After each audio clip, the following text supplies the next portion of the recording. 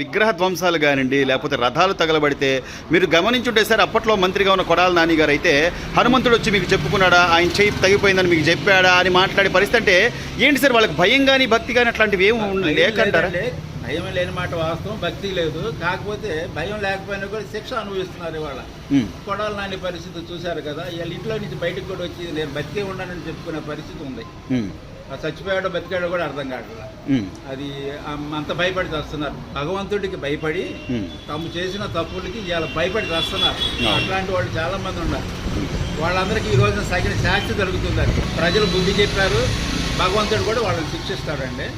అది ఒక పరిపాలనలోకి వచ్చేసరికి ఇవాళ మనం చూస్తున్న చంద్రబాబు నాయుడు వస్తే వర్షాలు పడవు, ఎండలు అని ఆ పరిస్థితి లేదు. ఇవాళ గోదావరి నీళ్లతో బ్రహ్మాండమైన పంటలు పండించగలిగారు. పట్టిసీమ నుంచి నీళ్లు తీసుకొచ్చి దాన్ని తగ్గట్టుగానే 5 సంవత్సరాల్లో ప్రభుత్వానికి ప్రకృతి కూడా అనుకూలిస్తూ ఉంది.